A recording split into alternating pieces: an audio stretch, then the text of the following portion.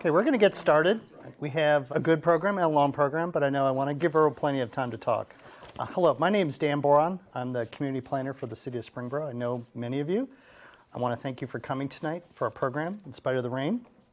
So my role in being here tonight is I'm also liaison to the city's Bicycle and Pedestrian Advisory Committee, which organized this program and a lot of events, and also all of our infrastructure improvements we made here in the city over the last 10 years. I don't want to talk too much because I want to have Earl have plenty of time. He will take questions at the conclusion of the session tonight. I'd like to go through his program because it's a very good one and a lot of material to cover. Just found out earlier today, Earl passed the 100,000 mile mark on his bike. Cumulative lifetime achievement. Today. 2 hours ago on the Iron Horse Trail. So it's quite an achievement. That's why it looks recent. So how do you do that? The other, I think, really impressive statistic, 9 years running, once a month, a century ride, 9 years consecutive, including already in February. Knocked out February and Sunday. So that's quite a streak. For tonight, Earl here is going to be talking about his cross-country ride, but I just want to point out a few things. Earl is a contractor at the base, and you telecommute, or bike commute, probably telecommute too, but you bike commute as part of that effort to the base, Area B. He's also a volunteer at Five Rivers Metro Parks, where he's a volunteer on both their bike and hiking patrols. He's here tonight to talk about his 2018 cross-country ride. I believe over 3,600 miles with support from his father. I think he'll talk a little bit about the ill-fated van and some other parts of his adventure and some of the material here he brought tonight. So I'm going to stop now and introduce Earl McDaniel. Thanks for coming. So hi, yeah, my name's Earl, the real Earl, not the TV show one. Thanks for coming out on a rainy February night. I'd rather be here talking than out there riding a bicycle in 32-degree weather myself. So yeah, earlier tonight I busted a 100,000 mile mark. It was taken on the Iron Horse Trail near Spalding, right when the GPS said, you're there. A big exciting day for me. And then I get to follow it with talking to you. Good news, we're only going to talk about 3,642 of it. Crossing the United States by bicycle in 2018. Took several years of planning, trying to figure out what was going to go ahead, trying to figure out what I wanted to do, what things might go wrong, and then things happened anyway that had nothing to do with what I planned for. So if you want to get a sense of what this was like, don't assume you're going to know the outcome. I'm going to go through 17 states. There's going to be incidences and things happen along the way that may be able to stop me cold. There were several things that almost brought the trip to a complete stop. So, give a little bit of background. This was my first bike.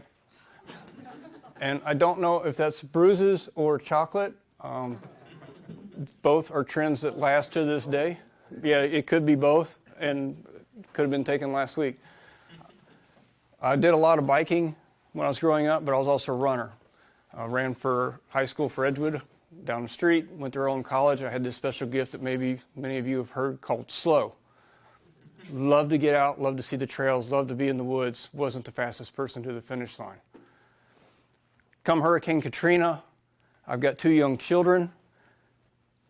Gas prices go from 86 cents a gallon up to $4 and something. And I'm trying to figure out, boy, how do I make ends meet and get my exercise in? And it hits me, why don't you just start biking to and from work?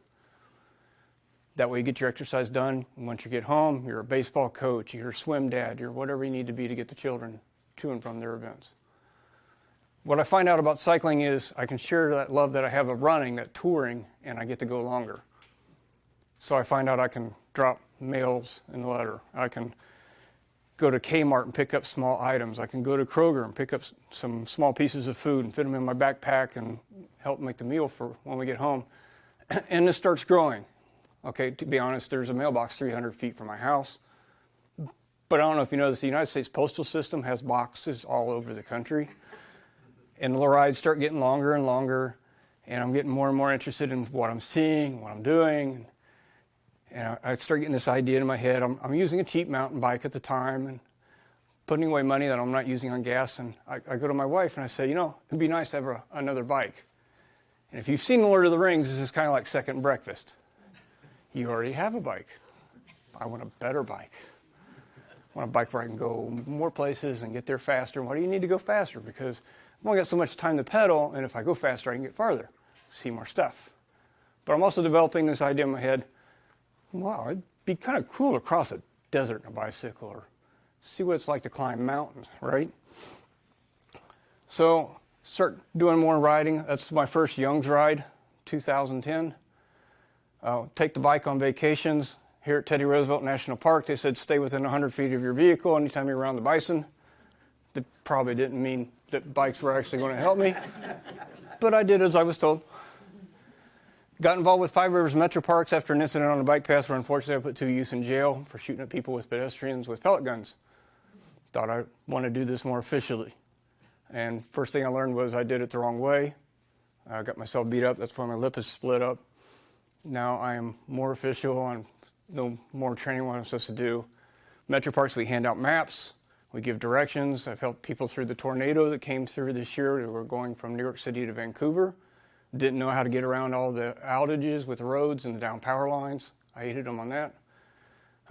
Helped a young girl keep from choking 2 years ago out at Eastwood Metro Park, feeding ducks. Took a big wad of bread and put it all in her mouth at the same time. Little girl about 4 years old. Me and Grandma helped spit it out. So that's a little bit of background on what we do for the Metro Parks. If you've seen this, the Parkways magazine recently, that's my son and I. We were the only father-son bicycle team. What doesn't show in this, that was 12 degrees that day. Tim is now a second-year MVP. You don't get your jacket until your second year. So to show his shirt, he had to take his gear off at 12 degrees. My shoe cover actually split later that day. I got frostbite on my middle left toe, swelled up, was nice and purple for about 3 weeks. Try to do a little bit better than that most days Metro Park patrolling, but things happen. So when I got the bike, I wanted it to be special, and I wanted a name to go with it.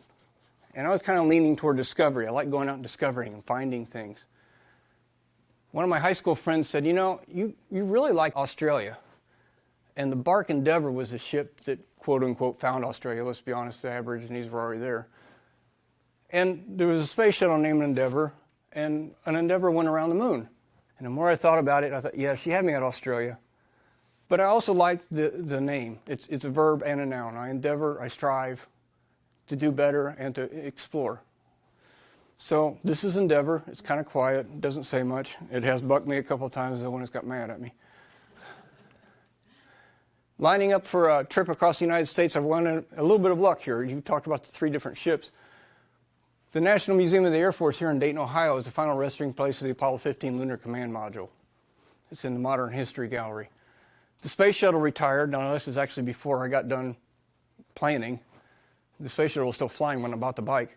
Wound up in the California Science Center in Los Angeles, close to where Rockwell put the units together to begin with. The Bark Endeavour had a little bit of a different story. It wasn't until the late 90s, early zeros, somebody put together paperwork tracking what happened to it. Went around the world, completed the journey, kind of went into this little bit of fog about what happened to it. You may have heard there was this little bit of a tiff between Great Britain and some colonists, about 1776 or so. Well, Great Britain sent over troops to put down a rebellion. One of these ships that was sent over was called the Lord Sandwich. Brought the troops into Newport Harbor. French were coming in, and the British wanted to slow the advance of the French fleet so they could get their army out. They took a bunch of old hulks, sank them in the harbor. One of them happened to be the Lord Sandwich. It wasn't until the 1990s somebody said, hey, you know what? That was the Endeavour. Traced the paperwork on all the sails. The Australian government went and actually located the hull. They narrowed it down to like 3 sites, and right about the time I got started, they said, we don't know which one it is. We're thinking about bringing pieces of it up.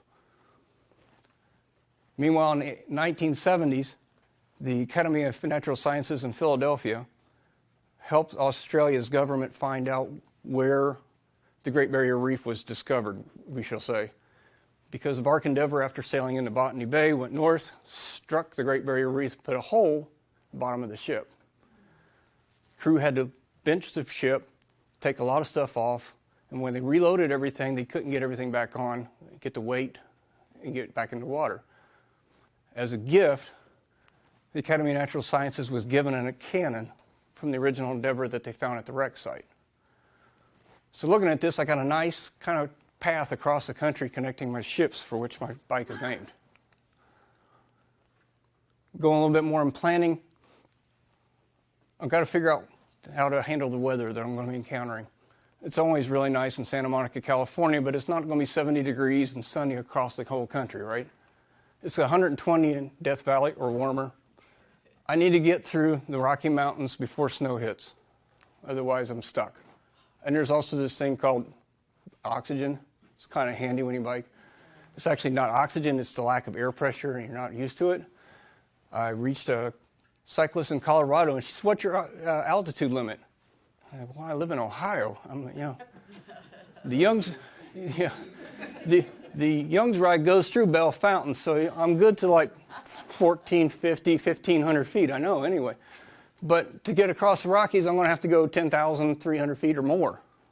I don't know what my oxygen limit is, and I don't know if I'm going to get headaches, I'm going to throw up, I'm going to get dizzy spells, I'm going to drift out in the traffic. There's no way to find out right here. Hopefully, across the middle of the plains, I get this southwest tailwind that pushes me across before I get to Dayton, where I have to stop. I'm a contractor on the base. I can only take so much time off without getting paid before things like health care get automatically disqualified. And the job is not held. So I know when I start, I've got a maximum of 6 weeks that I have before I hit Dayton that I'm unemployed. I calculated out I have to do 63 miles a day or else I get in the van and I come home. I'm done. Once I get to Dayton, I can work a little bit, I can reset the leave counter, but the clock is still ticking on the weather. I got to get to the East Coast before it starts to snow. Now, I could plan this in the spring, but the Rockies may not be clear, and I might run into rain and other stuff over here, possible hurricanes coming up close. So I figure I'm going to start into September, beginning of October, or end of August, beginning of September. What other concerns do I run about? First, I got reckless drivers. I got threatened, 2 weeks ago by somebody on county line wanting to hit me. Even though I was on the bike trail, wasn't even on the road, he's honking his horn, giving me hand gestures. Been having people play chicken with me. I've had lit fireworks thrown at me. I've had beer sprayed on me. And this is the local area. I don't know what I'm going to exhibit in places away from my home. I've had injuries of my own doing. I had an argument with a tree where I used my head as a battering ram. My wife decided she got to decide what was going to happen later that day when my helmet was split open, and I couldn't remember what happened. Also, about a year before I left, I'm talking to a trainer about, I'm going to bike across the country. Meanwhile, he's got needles sticking in my leg with electrodes on it. It kind of looked like Frankenstein for curing tendinitis. Now, it made for a good cure, but at the same time, you're wondering, am I really going to be able to get across the United States with electrodes in my legs? Is this even foolhardy to think about? I'm also concerned about leaving my work behind, my home behind. I've got 2 kids I got to pay through to get through college. I got a wife I love. My dad wants to come with me. It's going to put stress on his marriage. My mom and dad have never been apart that long. And then there's this other thing. I love animals. The commonality in that photograph of what you see is I've had, shall we say, 4 space interactions, length, width, elevation, and time, with each one of these animals at least once. If you go to the Kettering bike shop, they know me as a groundhog guy. Had a groundhog take out a bike that was 2 weeks old, threw me up in the air, wedged my leg. Had one incident with a goose. I work in test flight on base, where my lieutenant colonel made me fill out a mid-air form. I swear I had right away. He didn't see it that way. Geese are just too stupid to argue with. But I love the movie The Martian. Matt Damon plays astronaut Mark Watney. He's stranded on Mars. He's got to figure out how to stay alive until a rescue supply ship can come get him. And he's talking about you solve one problem, you solve the next one, and then the next. And if you solve enough problems, you get to come home. And I'm trying to take that mentality with biking across the United States. I know stuff's going to come up. I know how to change a flat tire. I know how to fix a chain. I know how to hydrate myself. Some other stuff's going to come up. I'm going to have to figure it out, right? So it's a great idea to take with you. Now, I don't know how many people are really familiar with the movie or what happens next, but as soon as he goes woohoo right here, he blows up the hab. Because the hab where he's trying to make water, he gets the oxygen calculation wrong, and it blows him across the room, and his ears are ringing, he almost kills himself. So on one hand, celebrate, on the other hand, be cautious. So here's a plan. It's a little bit goofy, but I'm a testing engineer, so, Every year, my wife and I go to a different place on vacation. Don't try to go to the same place twice. I said, hey, how about we have a 1-week camping trip? We drive the van that we own out to the West Coast because I don't want to rent a van. I found out to rent a van for this kind of expedition is going to cost like $6,000. Too much money. We'll put the bike inside. I found an online place where we can put the bike at the LAX Hilton for $8 a day. Now, if you drive up to the LAX Hilton, it's $35 an hour. So $8 a day is a really good rate. We're going to park the bike for a month because she's a school teacher. She needs to do the vacation during the summer. It's 128 in Death Valley. I don't like 128. I like lower numbers. Let it cool down a little bit. We're going to get round-trip plane tickets from LAX to Dayton and back. We'll work for a month, go back out, touch the ocean with my family watching. I want to get in a bike and drive back while my dad drives a van. She'll fly home, and I'll see her when I get. So this runs into an interesting conversation on the phone with Delta Airlines. It said, Mr. McDaniel, do you need transportation and lodging to your trip to Dayton from Los Angeles? No, I'm good. I've got a house and another bicycle. That's going to be my mode of transportation. But it also sets up that the van is a very important thing in this trip. It's like the centerpiece of hardware, right? It's my locker room. It's got my extra food. It's got my extra water. It's where my dad's going to be. I need the van. Before we get started, run into problems. You don't see this background yet. This is foreshadowing. But it's the only picture I can find. The van goes in for a slight mod and an oil change, and the mechanics drop it off the wrench or off the lift.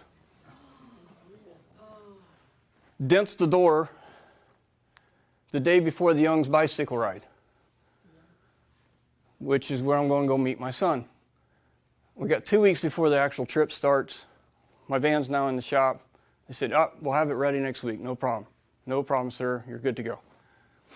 So I go on the Young's ride. I have a great time with my son who finishes.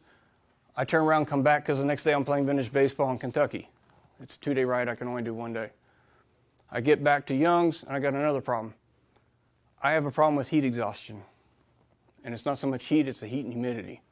I sweat like nobody's business, and I get enough water on my body that it will not cool off. I wind up sitting underneath a tree with my backup car, and I can't even get enough energy to get my bike inside the car for an hour and a half. Now I'm thinking about, I got to ride across the country? Is this a good idea or not? I got to figure out how to solve that. Get home, go to the shower, I got another problem. I was wearing a brand new pair of shorts and I'm ripped open. So now I got a physical injury in a place that's rather sensitive that touches the bicycle seat that I need to heal in the 2 weeks before I leave.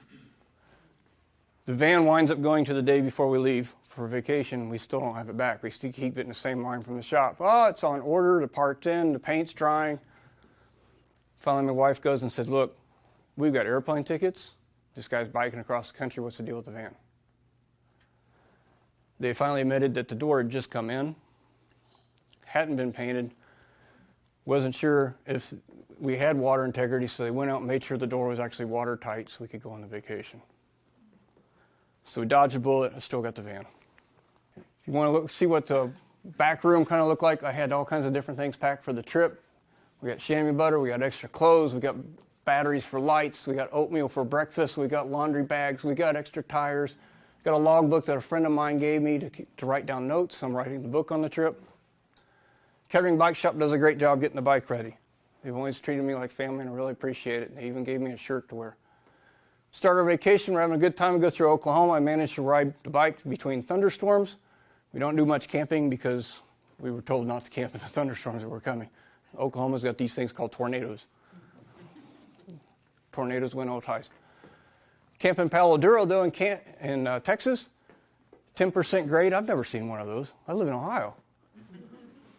We went to our campsite. We hadn't told the boys where we were camped for the night. I'm supposed to log in with them. I told Christine I'm going to go for a bike ride. Yeah, I'm going to go for a bike ride. I know what you're doing. 1.5 mile climb up, 10% grade. Having a good time. Told the boys what's going on. I'm like, cool, I can do 10% climbs. Found out going 10% downhill is not so much fun, especially with an RV right behind you on gravel road doing switchbacks. Learning time. Next day, get up. We're going to go to the Painted Desert. which has 2 entry-exit points, one to the north, one to the southwest. I said, hey, dear, I got an idea. She said, yeah, I know.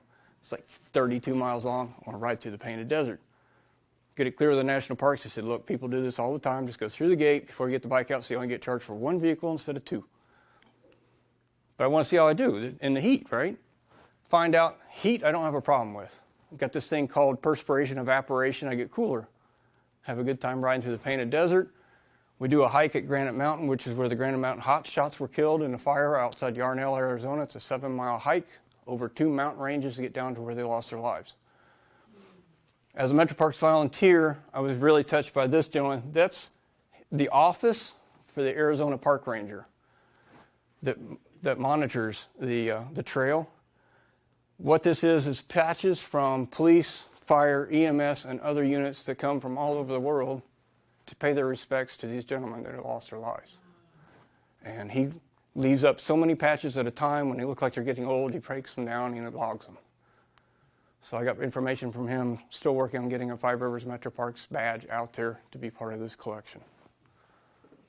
And that's the memorial site. They were this close to, that's town. That's how close they came to getting to safety when the fire came over the ridge, but there was no way they could make it. Parked the bike after a ride in Long Beach. We have a good night on the Queen Mary. Everything's ready to go. I tell Christine the next morning, he said, hey, I don't know if I'm going to make this whole ride, but we've got a free morning. We're staying on East Coast time. How about we get the first leg of the journey done? I want to start at the California Science Center where the Space Shuttle Endeavour is at, go to the Santa Monica Pier, 17 miles. She said, okay, yeah, let's do that.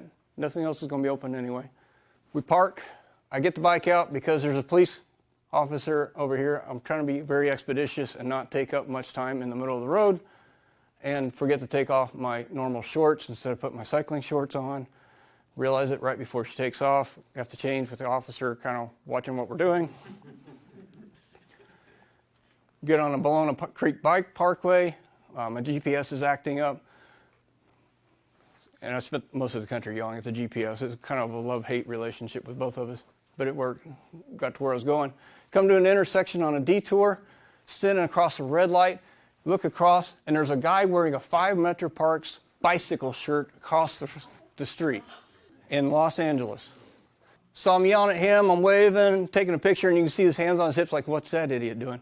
Hey, Dayton, now! And he's just, yeah, whatever, leave me alone. But I thought it was like a good omen.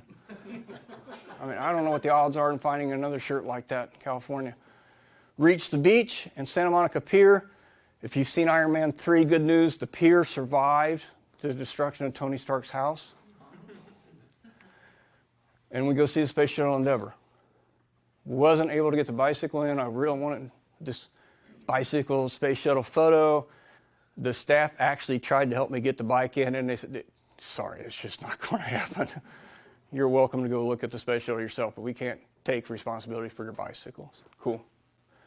So we parked the bike and the van, LAX Hilton, say goodbye for a month. Come home, go to work, play some vintage baseball, have a Five Rivers Metro Parks, or our annual picnic, and talk to my advisor, Jenny. I said, hey, Jenny, I've only got 2 cycling jackets, and one of them says Five Rivers, and the other one has a zipper that's torn and the left arm's coming off. And I need to cross the country, kind of need a jacket. And I realized Santa Monica is a little bit out of jurisdiction for Five Rivers. Got special permission to go ahead and wear Five Rivers gear, provided I gave them photographs that they could use for their publications. Five Rivers has been very good to me. Night before we fly out, take our dinner down at Basel's 2. Fountains go off. At this time, I'm pretty nervous. Thinking I got a lot of miles to go through places I've never been, and I hope I make it. And it doesn't help that night going home, we get 4 teenagers in the car throwing F-bombs at us out a window on a road 2 miles from my house. Load up the next day, we're flying out, going over the country. My mom and dad had flown out 2 days before. Dad said he was following the route on the airplane maps, looking down. He's checking places out, and he sees this little place called Shiprock. He says, boy, I hope they don't go there. Mom said, why not? He said, there ain't nothing there. Get up to the beach, After we pick up the bike and find out the back tire that was on the tubeless wheel that was never supposed to go flat was flat.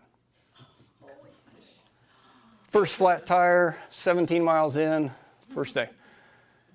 Fortunately, I have a clincher set, pull them out, pop them in, go out to the beach, burn my feet because sand is hot, and I took my shoes off.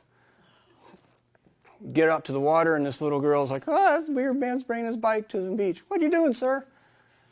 Well, you want to do a rear wheel touch anytime you start at a body of water, right? So you touch the rear wheel, say, ta-da, started the journey. You go, we get to the other side, you touch the front tire, ta-da, I'm done. First wave comes in, I do it perfectly. I don't get any salt water anywhere on anything but the bottom of the tire. I look at Dad and he says, I didn't get it. He didn't get the picture. He didn't get the picture. I said, you didn't get it? He said, didn't get it. Okay. Second wave comes in, I misjudge the wave. Water goes up over the back axle, onto the chain, floods my white shoes. Fortunately, I have 2 pairs of shoes. The shoes stayed on, that pair stayed on me the next 2 days, though, so the van didn't smell like fish. I couldn't put Dad through that. Get some pictures on the pier, my mom and Dad, my wife, do a short bike ride with another engineer from Raytheon, helps me vector his way up to the Getty. Only got 7 miles in, but I've flown across the country, I'm pretty dead tired. And one of the strategies we came up with for beating the heat is, I'm gonna stay on East Coast time. My biology's used to it.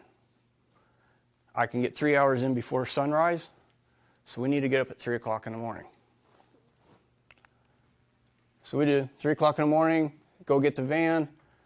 Guy hands me the keys from my wife. I hand them to Dad so we can drive, go up to the Getty.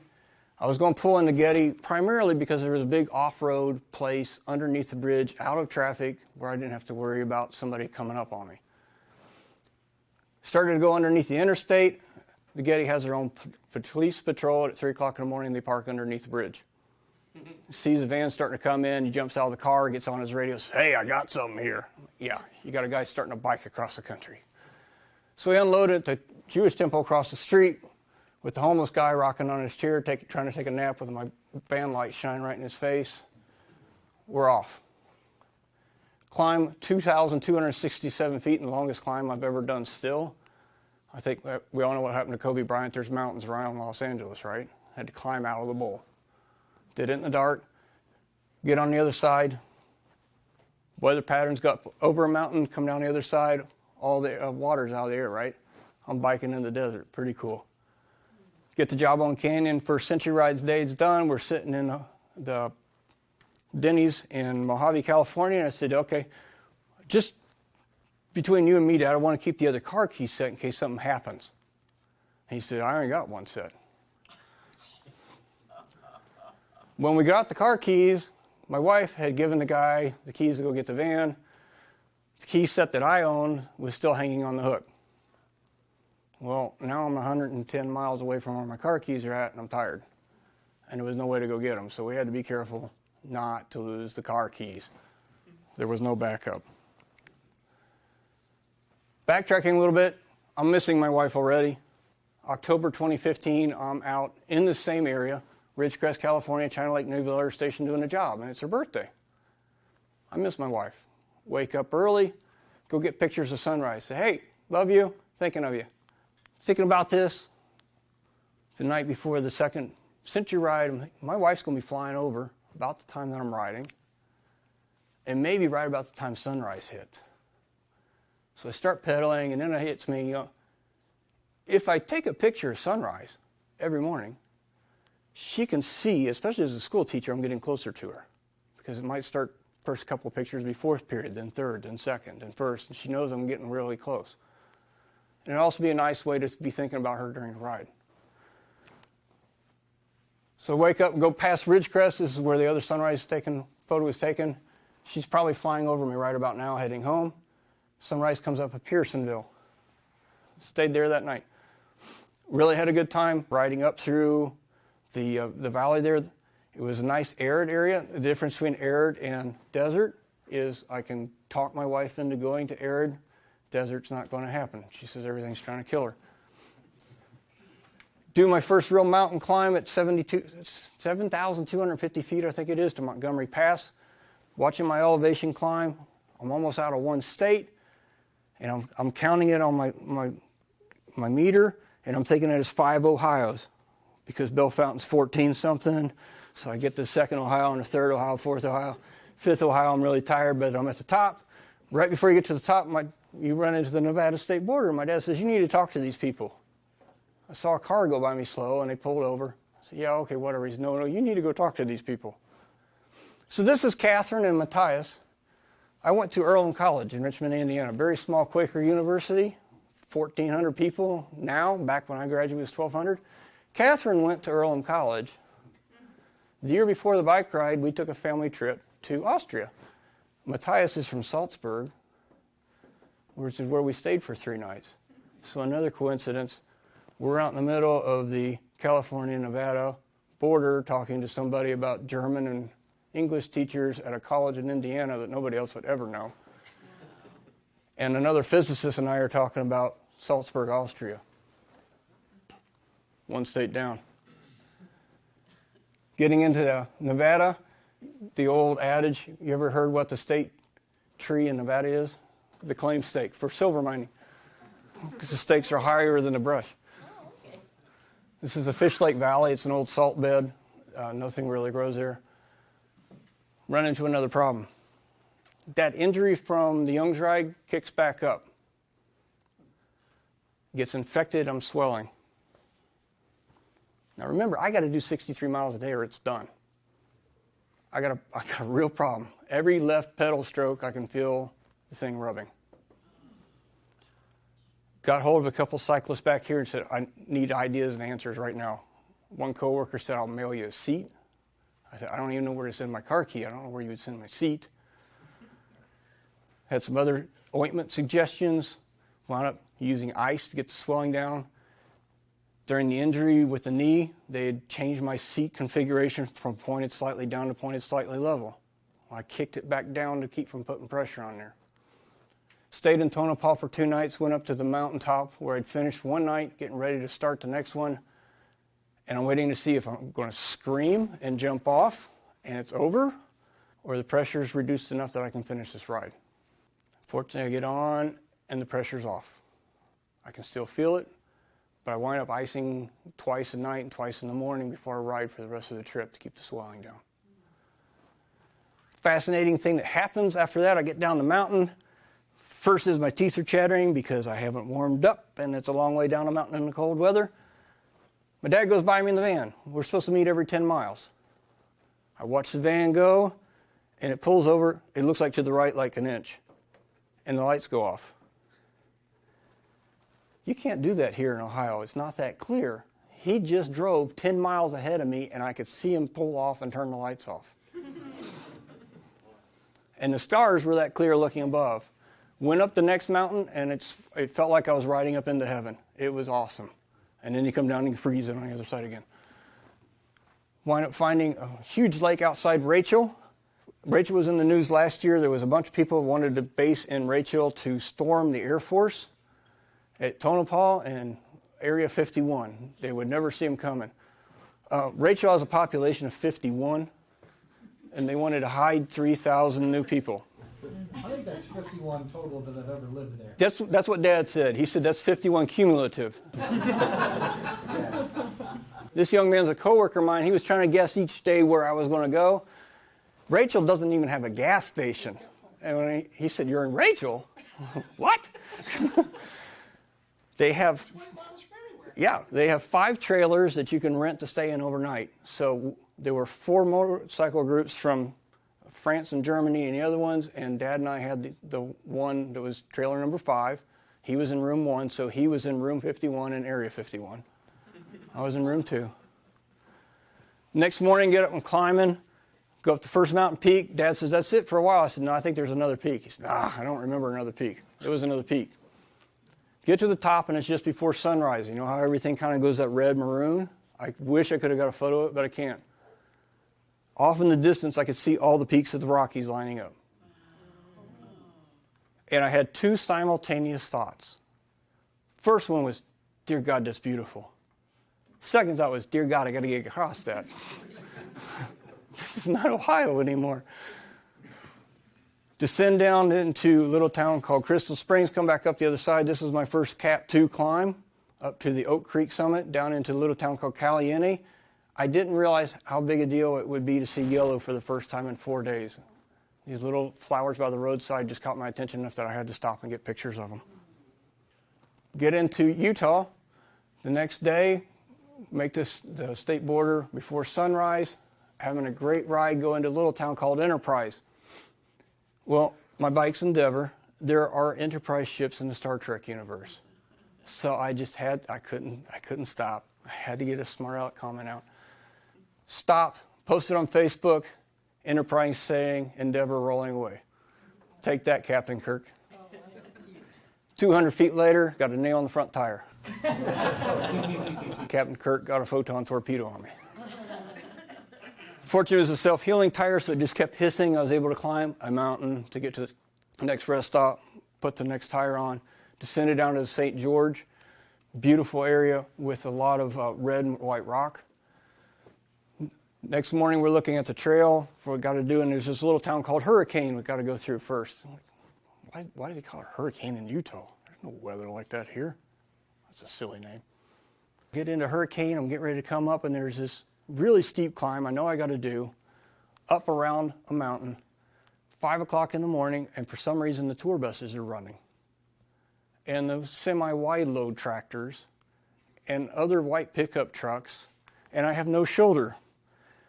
And it's called Hurricane because the wind comes down the mountain. So I'm trying to manage my gears in the dark, like mentally checking through. I got 2 left, I got 1 left. I finally get to a little break point where they go to pull off slow lane for slow semi-trucks, and I take it.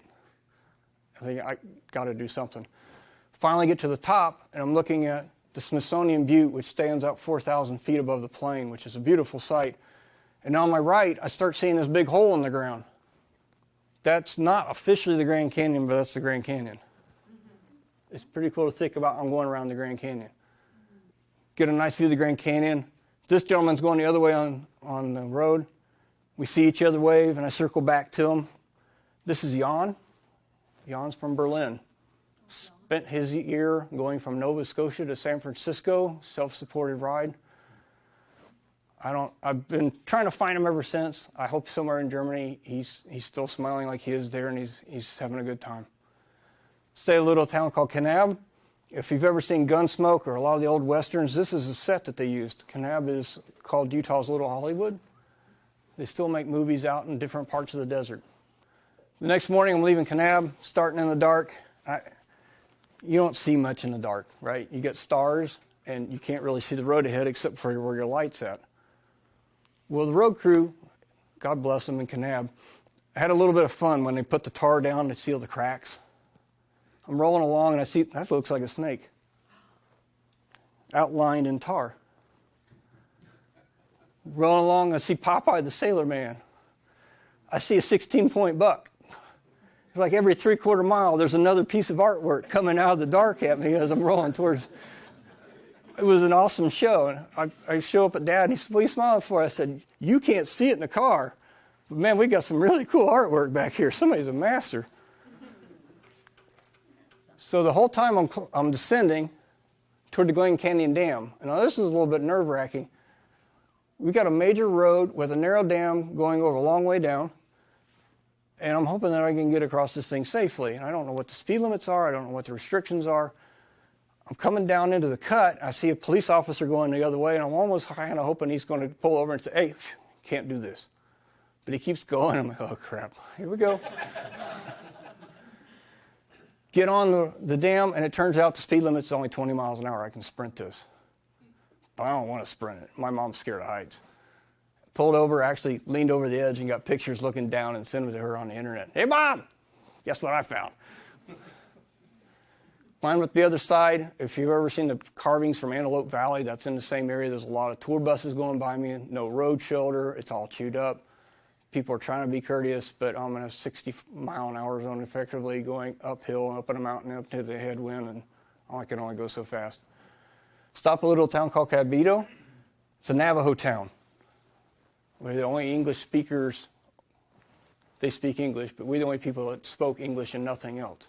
Had a great time with the horses running around, the dogs, and getting some chicken before we went back to stay for the night in a town called Page, Arizona. Each night I would go out and get more food to eat, especially try to keep a salad in me so I could keep the bowels moving. Saw 4 Japanese tourists in a Walmart trying to figure out how to put s'mores together. And I said, I can't think of anything more American than that.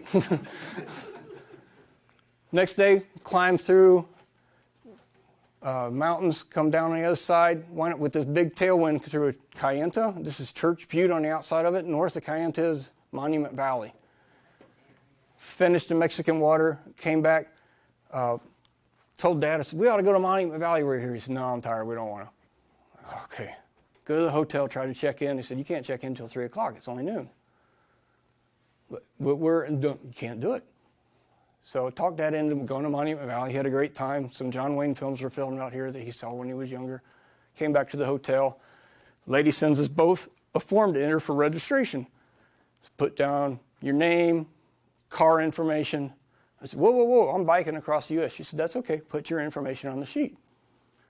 And I said, when I'm biking across the U.S., there was another couple checking in next to us, and it was a blonde with short hair, and I will never forget this because she whipped her head around, and I saw the hair fly straight out. So I know that she heard me. The lady across the desk, evidently it didn't register, didn't hear. She said, yeah, just go ahead and put your vehicle information on the sheet, sir. Okay, trick 1.2. Name, Endeavor. Filed it back in. She was all happy. Next day, we're getting into New Mexico. Remember when Dad said there was nothing in Shiprock? There's a rock out there. They say it looks like a ship. I didn't see it. Maybe you have to drink the right kind of something. It is sacred to the Navajo. I don't remember what they said it was, but it sounded more reasonable than ship to me, to be honest. Stopped outside Farmington. Got a flat tire here. I had a full lane of shoulder to ride on, which is really nice. There's a lot of traffic between Shiprock and Farmington. There's also a lot of glass. They don't clean it. I constantly kept rubbing my hands over the front and back tire, trying to kick the glass out. Got caught. Rear tire failed. Told Dad, flat tire, I'm good. See you in a couple minutes. He said, I'm circling back. As I get the tire off, this gentleman pulls up to go to his house behind me, little subdivision at the bottom of the hill. He says, you all right? Just flat tire. Okay, you got everything? I said, I got everything. He said, where are you headed? Rhode Island. No kidding? Well, that's the plan. He said, look, I'm in the second house over there with the blue shutters. You eat anything? Come to the house. Honest. Meal, place to stay, come to the house. I said, thank you, really appreciate it. He went down, came back out, checked on me. How you doing? I found the glass. I got it out. I'm getting it fixed. Thanks for checking on me again. Dad shows up. Another truck stops, and this time an older gentleman gets out. Probably mid-90s. All his hair's gone. He's got earbuds. He said, can I help you? I said, we got it. Just flat tire getting it fixed. He said, where are you headed? I said, Rhode Island. I only know one Rhode Island. And he kind of looked shell-shocked, and Dad had to hold him by the hand back to his truck. He said, yeah, we got it. Thanks for stopping, though. Get into Farmington. I want to get this tire fixed that I've had in the back of the van since Santa Monica that doesn't hold air anymore. Went into the bike shop, and I said, hey, guys, can you fix a tubeless wheel? I don't have the air pressure stuff to handle it. He said, yeah, I can. Just bring it back tomorrow. Kind of booked today. I said, yeah, about that. Biking across the country, I'm not going to really be able to say thanks for taking a look at it, but I got to go. He said, whoa, wait, really? Yeah, biking across the country? Yeah, bring it in. Loads up Endeavor on his stand, starts to fix the wheel, goes to spin it, and the tubeless tire pops from the air, or the hole that was almost in it, sprays his whole shop with latex. He's covered from head to toe. And I'm feeling about this big because the guy didn't have to help me at all, and now all of his tools and his person are covered in sticky, gooey ick. He said, hey, don't worry about it. It happens all the time. He didn't even charge me for the full price of fixing a tire. As soon as I got done, I sent Facebook messages to people thanking them, and that was one of the first places. I heard back from them right away. Climbing out of the little town of Farmington to Bloomfield, had a beautiful sunrise coming up, but before I could get to that point, I'm climbing this mountain in the dark, can't really see where I'm going. I see a truck go by me, and I see another truck, and I see a water truck, and I see a cargo hauler. What is going on? Are they all white? Are they all the same color? Get to the first 10-mile checkpoint, still going up the mountain. Dad says, man, it sure is busy out here. I said, yeah, I noticed that. I said, did you think they were all white? He said, maybe. And about that time, we saw another semi winding up. I thought, well, I'm not going to get on the road before he passes me. He comes up and he honks, waves his horn. Big white rig. Turns out there's oil and gas refineries all along the top of the mountain. These guys go to work early. And they were all on the radio about me when the first guy went by. So every time one would go by, I got lights flashed, got the friendly honk. When I got to the top, people were sticking their arms out and waving. It was like having, 50 or 60 big brothers keeping an eye on me. Really appreciated it. Reached the Continental Divide. I wasn't expecting it because I knew I had one really big day coming up that was really going to cross the Rockies. But felt good to be able to say at least I got to the Continental Divide. It's a major milestone. Going to a little town called Chama. First thing I see when I pull in town, Iron Horse Real Estate. I play vintage baseball. My team's called the Iron Horses. Pull over to take a picture, and there's two ladies sitting on a porch right about here. I said, can we help you? I said, I coach a team called the Iron Horses. Just wanted a picture of your sign. She said, look, you want water or anything, come on back. Feel like you're free.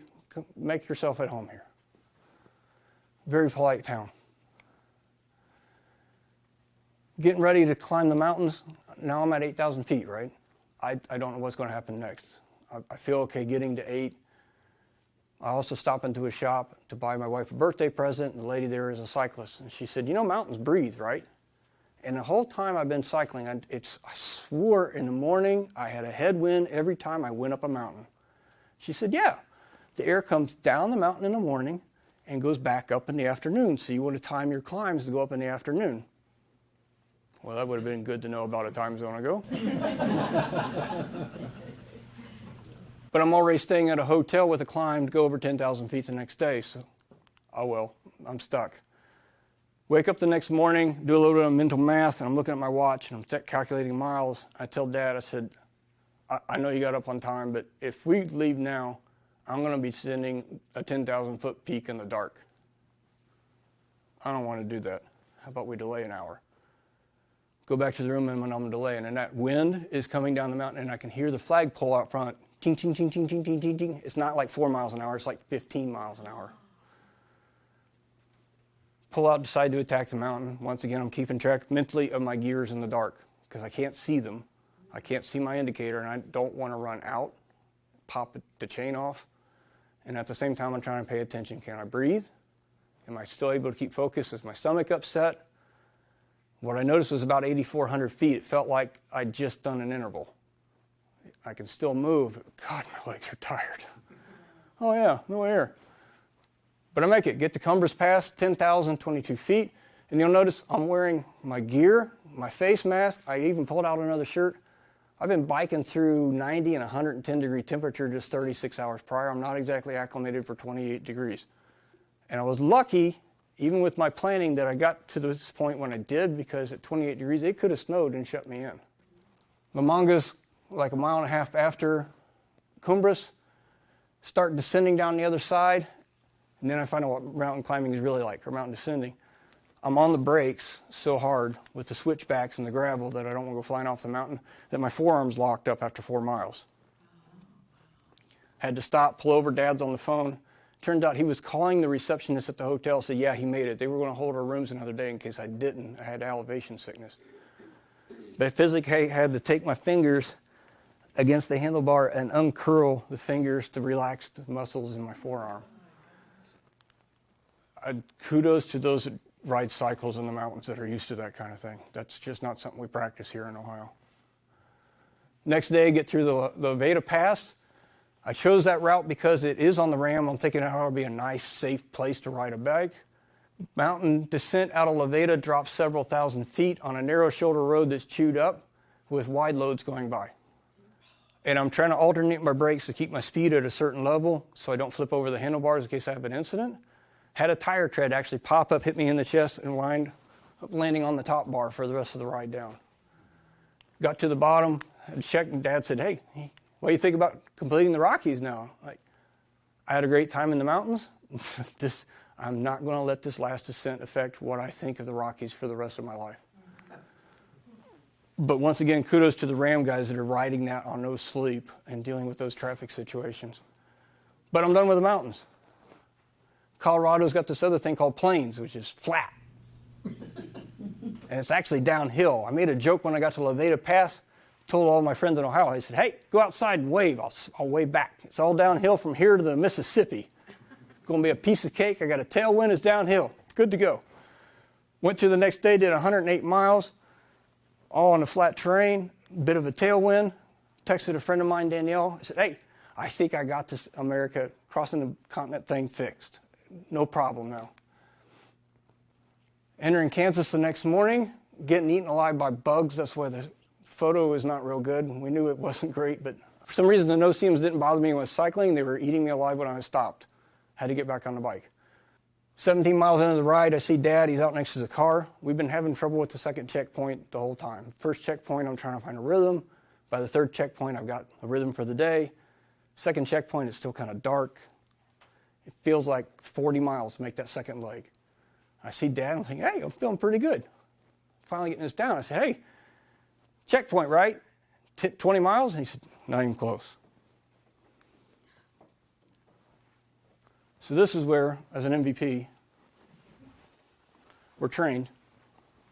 Besides, I've been talking a while. When you come across a scene, you're not supposed to jump into it.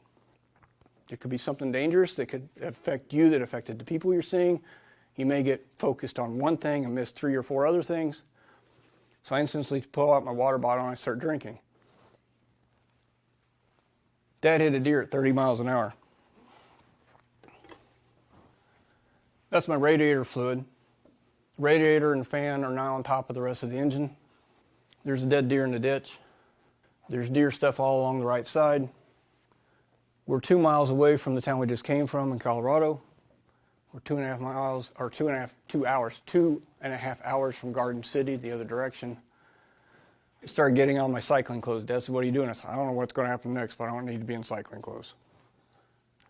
Called State Farm. We had a half a bar cell service. Call got dropped. Call them again. Got a deer strike with my Ohio vehicle in Kansas. The guy says, "Okay, it's your wife's vehicle. I need her permission to set up a rental." I said, "Yeah, go do whatever you do. I'm going to need a rental. This thing's busted." He said, "Well, I have one available in Cincinnati. I see that's near your home in Dayton." Okay, I'm in Kansas. Kansas is not in Ohio. Call gets dropped. Call back again, gets a third lady. She sets everything up from the file she sees. She says, "Okay, I'm going to send you a tow truck. Do you want it to come from Garden City or Lamar, Colorado?" I said, I don't know. "Okay, which body shop would you like this to go to?" "I don't know a body shop here. Just whatever one works." "Okay, Waller Towing's on their way." "Great, I love Waller Towing," whoever Waller Towing is. Send Waller Towing. Waller Towing comes out, looks at the van, he says, "So you called the sheriff, right? Because you had a deer strike." That's the law in a county. I don't even know how many counties I've crossed. I don't even know what the law is in my own home county if I hit a deer. He said, "Oh, no, we have to file an official police report." He's got other calls waiting on him back in Colorado. He can't move until the official report's filed. And he's a little uneasy about, he's losing business, and we understand. But he helps us out. He calls the sheriff. Sheriff comes out. Says, "Yep, looks like a dead deer." I like cycling too. Sheriff Wilson, great guy. Filled out the report. Andy Waller's teasing us before he loads up the van. He said, We're apologizing. We're sorry, you're losing business over this. We didn't know what was going to happen. He said, it's cool, but if it happens again, you got to hold the pink charger for the cell phone in the truck. And I said, I'll do it now if it happens. He said, no, just the next time. You're okay, the first time's on me. We get in the car, we start driving back, and he says, where are we going? And I tell him the name of the place. He says, that guy does oil changes. That's not a body shop. He wouldn't know what to do with this. I said, what do you want to do? And he said, with both of us, he pulls over the truck, both of us call State Farm at the same time. It's dueling phones. Who gets through first? Andy gets through. He says, yeah, I got him here. You want the customer's permission? Here he is. He hands me the phone. I said, yeah, whatever Andy said. He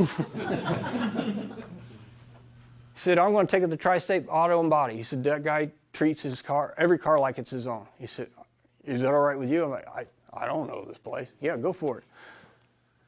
So pull in. Tri-State has 24 cars backed up. They just had a major hailstorm. There were all kinds of cars damaged. But 2 of the guys are cyclists, and their manager's a really nice guy, and he realizes what's going on as far as we're out of town. We need transportation figured out like now. He said, look, State Farm's going to take a while to process paperwork, even if it's speeded up. It's the nature of business. You can't slow it. But he drops everything he's doing. He looks at the van. He said, I can't tell you they're going to total it, but I got $7,700 in damage on an $8,000 van, and I can't get the hood open. It's going to get worse. What do you want to do? Oh. I'd sent text messages to family members. Dear Strike, we think the van's done.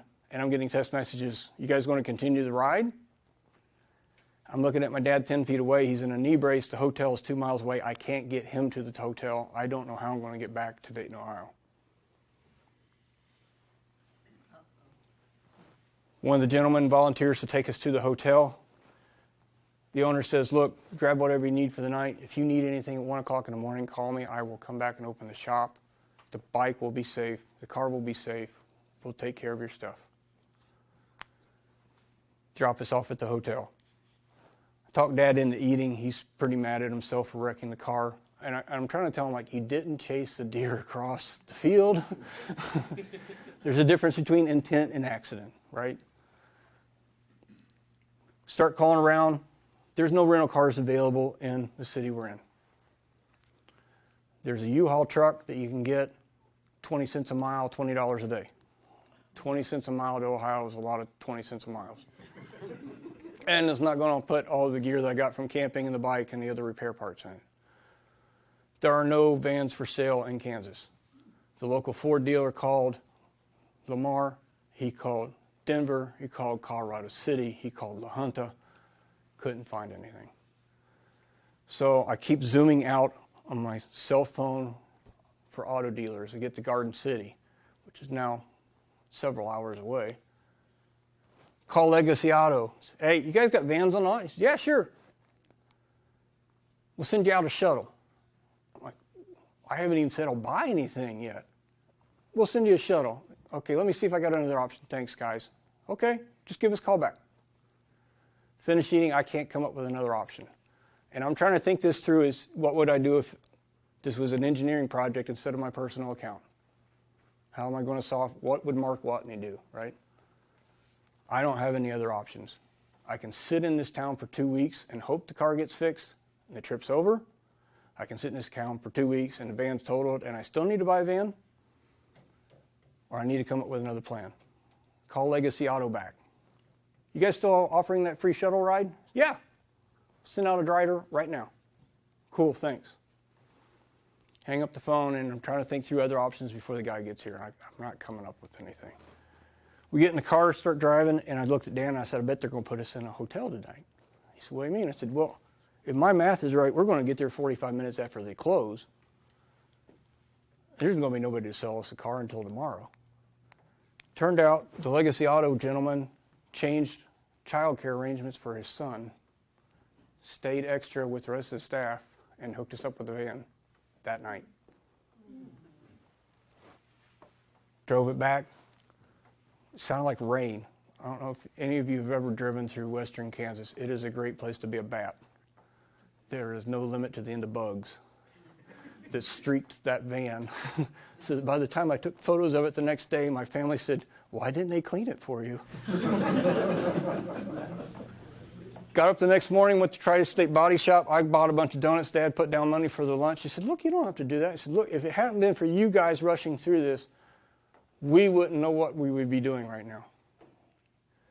And he said, "Okay, you're assuming the van's totaled, right?" I said, "Yeah, right, it's done." He said, "What happens if it isn't?" I said, "I will sell it to you over the phone." He's good to go. We rode everything into a new van. You can see all the bugs. Everything came out of one van, back into the other. I'm joking with Dad, "Hey, remember that problem we had with only one car key? Got that solved now." Silver lining. I said, "I got an idea." He said, "What?" First, I want to continue. He said, "You sure?" I said, "Look, other than car payments, we're in no different position now than we were 24 hours earlier, right? I'm still biking across the country. We're still in Kansas. We still got a long way to go." He said, "Yeah, I guess so." "Want to continue?" And he said, "Yeah." Posted on Facebook. My phone blew up. I think I had like 150 messages come back. "Way to go, guys. Keep at it." I really felt good about that. And thank you to those who are in the room that were part of that, looking around.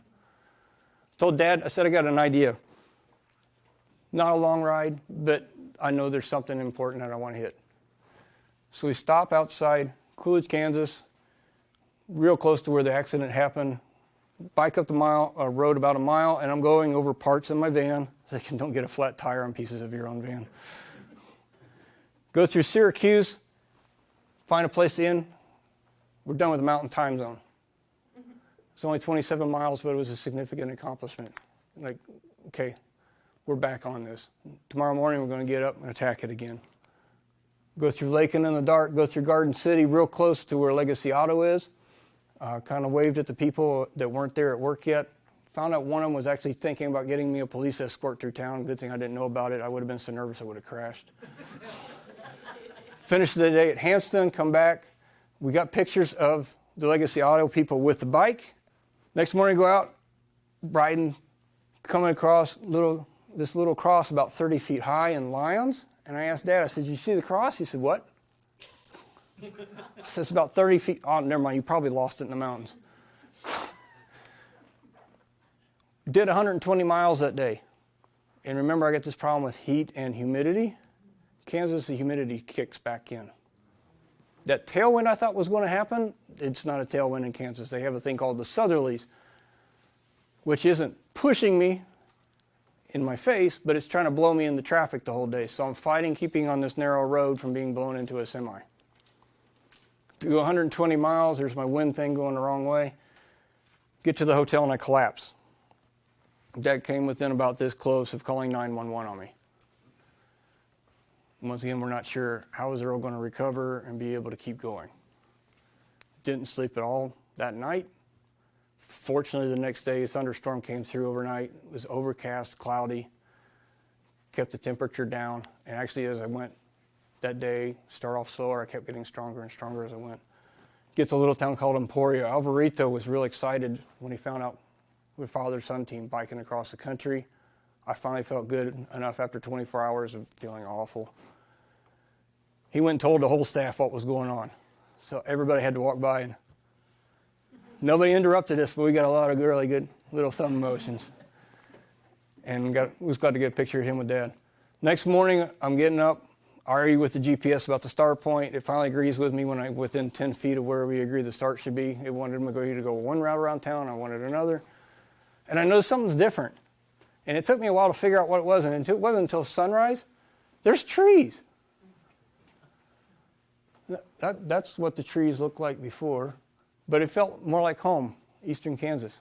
Agricola is really pretty with more trees. And then you get horses. We stopped at the Missouri border that day.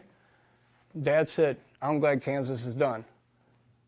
I kind of had mixed reactions about it. Like, I didn't want to buy a new van, and my butt really fit the seat in the van that I had better. But we got a lot of help from a lot of different people and a lot of support that was really touching. Missouri the next morning, I don't know why they do the straight road with rumble strips. where if they just put it on the white line, you'd have shoulder to bike on, but instead they put it across the whole shoulder. Every time traffic came over in the fog, I had to squeak my way over and hope I didn't get killed. About the third time I went over, something felt weird with the front wheel. It felt like gyroscopic. Turned to the right real easy, couldn't turn to the left well. It's weird. Pulled over in this pen, and there's these cattle getting ready for breakfast. Moo! Oh, the brakes jammed. Moo! I moved the brake. Moo! It's about that time that I realized cows kill more people than sharks every year. These cattle want breakfast, and I'm not the farmer, but I kind of look like the farmer, and so they're banging against the pen. Got the brake fixed, got out of there as fast as possible. Found the Katy Trail, which is a converted rail trail going across most of the state of Missouri. Sedalia was the end of the line for the 1867 meat market that finally went further and further west, and you've heard about the drives to Wichita and the drives to Dodge City. Sedalia was the end of the line to get to the Chicago meat market in 67. Nice memorial there. They've done a lot of restoration of the old trail, making it look like the trains are still active in some places. They've converted a lot of the old railroad depots into stations for cyclists. And it was also interesting seeing, and it didn't happen as much as I thought it would, but I got to meet other people doing long-distance cycling. Like this gentleman came across Boonville, caught him as we went through this little tunnel. None of us had ever been through a train tunnel before. And I'm thinking, man, I finally get to meet somebody. I wonder where he's from. He could be from anywhere in the world. I said, hi, my name's Earl from Dayton. He said, I'm Jim from Cleveland. Just two Ohio boys on the Missouri bike trail today. Got the selfie.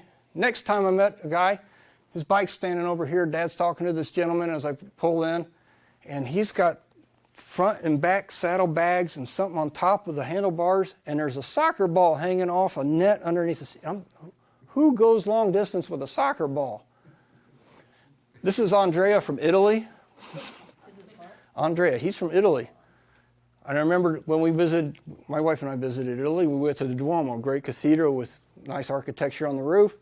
If you read the tour book, they talk about that's the other religion in Italy. The soccer shop is the religion right across the street. A good Italian carries a soccer ball with him when he bikes from Toronto to Phoenix. Had a good conversation with him. He was asking about the trails we had been on. He was planning pretty much to go back the same route. Elephant wildlife photographer. Not sure you saw a lot of those in Kansas. And he's asking us, what was it like on top of the mountains? And Dad says, it's 28 degrees or so. And I can see him, it's not bad. I'm an engineer. He's thinking Celsius, and Dad's speaking Fahrenheit. Whoa, wait a minute. No, this is like -2. -2? I said, yeah. Oh, okay. Hopefully he got there. I found some other Andreas that were photographers since I got back. I've not been able to find this gentleman. I would love to meet up and find out what the rest of his trip was around.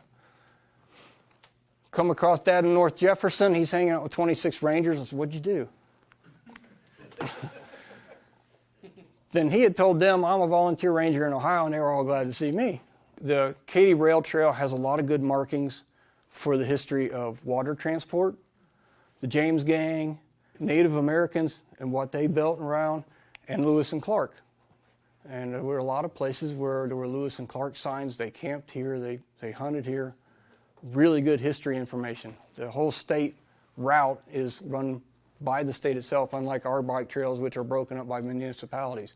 So every time you came into a town, it told you exactly what was there, what to expect as far as food, when the next town was, and what the history of the place was. Got to St. Joseph. You can tell how bad the humidity is getting. I got a little pocket phone that I stick in my back, and I always make sure that the lens is pointed away from my body so I don't sweat on it. Well, there was enough sweat that it was covering the lens by the time I got to the other side of Missouri. Arrived in Illinois. One of the nice things about Illinois, I love this car museum they had in Effingham. It had Corvettes and Volkswagens, but to add some class to the joint, they added some bicycles. One of the things I love about cycling is when you go by something at 60 miles an hour, you may not necessarily register what you saw.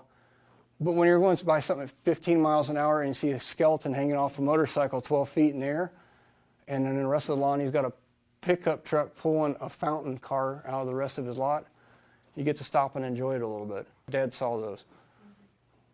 Also got to see where Abe Lincoln worked at the old Vandalia courthouse. He was not popular there. He was one of what they called the centrists that moved the state capitol out of Vandalia. Apparently they've forgiven him. They've put a statue up, and I really wanted to have Endeavor's photo with him. If you're ever going across I-40 and or 70, you want to stop someplace really cool, check out Casey.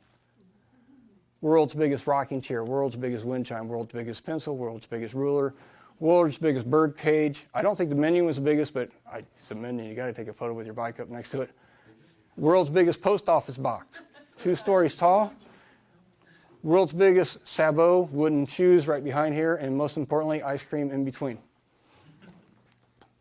Reached the Indiana border. Right about the time I took that photo, noticed my seat was torn. Well, that's a problem. I'm 2 states away. I do have an extra seat, but it's not the right style. I've never used it before. I don't want to put something on my rear end that I'm not used to riding on. Electrical taped it until I could get it back to Ohio and swapping out with a new one at the Kettering Bike Shop with the same make. The old adage, let sleeping dogs lie, that's the grocery store in Poland. That's the main entry, and nobody would park within 3 spots of the dog. That's its lot. I actually got to scratch its ear, big honor. Met my youngest son for dinner. He's a student at Rose-Hulman. Kind of lined that up on purpose to see him. Had dinner with my niece, who has since graduated from Earl College, but she was on the other side of the state. Back to Ohio. It was great seeing this site in Dayton. Although I also knew my family was waiting for me at home, and I'm wearing a Metro Parks jacket, and as soon as I got to Germantown in the bike trail, I'm thinking, I really hope I don't have to yell at somebody to leash a dog. I want to go home. 28 days of cycling, 2,600 miles later, and 1 new van. Get to see my wife again. So I made the cutoff. Get to reset my leaf counter, do some stuff while I'm home for 3 weeks, go out to the Apollo 15 LCM at the National Museum of the United States Air Force. Did some house tours. We had our first pear sauce, fixed some siding around the edge of the driveway. I had my wife's birthday, very important. Be nice to the wife to let you bike across the country before you leave again. During the same period, I got interviewed by the Dayton Daily News, played some vintage baseball, including out at Wright State against the Reds Hall of Fame team with the National Wounded Warrior amputee softball team coming through. Really cool seeing softball guys with 1 arm or no legs still diving and hustling and giving it all. Very humbling. I had a damaged finger, and I was not going to complain that day. While I was home, I had 2 weekends in between, and I wanted to keep the legs up as far as getting further east. I knew I was going to be pushing some things as far as time limits with the weather. Spent 1 weekend, went from Kettering to Somerset. It was kind of weird leaving my house at my normal work commute time on my normal work commute route, making sure I didn't turn toward Wright-Patterson. But I also had another motivation. There was a friend of mine named Paul Garrett that was kind of instrumental when I first started cycling in teaching me how to prepare myself, how to fix the bike, how to commute, what kind of clothing to wear. Although he's from Wisconsin, he didn't really wear clothing, and it was 12 degrees. Got his ear frostbit once, and I'm like, dude. Unfortunately, Paul died 2 years before I did the bike ride. He was shoveling snow out of his driveway and had a heart attack and passed over. And in his honor, I made sure I went by his house, silently tipping the helmet. Got to Baltimore and Somerset, got beat in a rainstorm. Just about the time the rain was about to stop, the sun was coming out, and the heat and humidity was going to go spiking back up. I said, yeah, this is a good time to stop. Picked it up the next week, went through Zanesville, and stopped on a hill, and a little dog came out, and a woman on a porch said, if you don't stop, I'm going to beat you. And I turned around and I was going to say, what? And it turned out she's talking to the dog. Thank you. Told my wife the story. I said, hey, we've got this thing going now where we hold the world record for the most trips to John and Annie Glenn house without actually going inside. I was there when I biked across Ohio. I used it as a rest stop. At the end of one day, beginning of the next, it wasn't open. We stopped when my nephew played baseball. It wasn't open. We stopped on another trip to Pennsylvania. It wasn't open. Maybe today we'll go see it. Went underneath I-70, found a bike lane, cruising along, looking at the trains underneath. It's hard to see now. And this didn't hiss, this didn't pop. I was riding my bike 1 second, and the next second I wasn't. A cut got put about 2 inches across the tire and dumped all the latex out on the ground. Now I'm thinking this is going to be a short ride.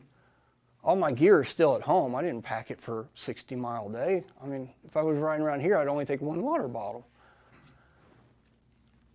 So I put my extra tube in. I go about a 1/4 mile and it pops because the tube's exposed. I need to be more careful. Put my second tube in, I go 100 feet and it pops. Called the wife, I said, come on back, I got a problem. So she comes back and I'm trying to think, what's in the van? What can I do? Well, I remember I had patches, but my glue had dried out. I'd used the patch kit recently and all of it had evaporated. So I put the patch on the inside facing out, and I had this heavy duty tube that I got in Utah that's there to resist thorns. And usually on my handlebar, since I use an aero bar as an equipment rack, my tape is wrapped around there to keep the headlight from flying off. Put the patch inside facing out, put the heavy tube on that I had sitting in the seat, and wrapped it with electrical tape. Riding up into New Concord. And I'm thinking, John and Annie Glenn House is out of the question now. We're too far behind. The other thing that's going through my mind is after all these years of training, if you hear something tick on every revolution of the bicycle wheel, tick, tick, tick, tick, you've either got something in your tire or you're going flat. So I got an argument inside my head. Part of my brain is saying, keep going, you're fine, because every revolution the tape is hitting the brake caliper. And the other part of my brain is saying, you got a flat. Finally, that pops, and I'm thinking, okay, I hope it holds. And I ran into another problem. There's a bridge in Cambridge that's closed. And they're vectoring traffic onto I-70. Can't take that onto I-70. Well, not legally, and I don't want to anyway. So I'm thinking, it's Sunday afternoon. What are the odds that they're really working on the bridge? Come across it. They've got everything stripped out. They're checking the rebar. The rest of the road's tore up. So here's a mission. I didn't actually ride Endeavor across the country. I carried it over the bridge because I had a hole in the tire that I couldn't afford to puncture again, and I wanted to keep going. And I didn't know a detour anyway. Got to a little town called Antrim, and there you can see the tape over what's left of from where I'd actually pulled the brake and it popped it. But it held, got me through the rest of the day. It was a reminder, don't have gear that you're not going to use. Bring your stuff.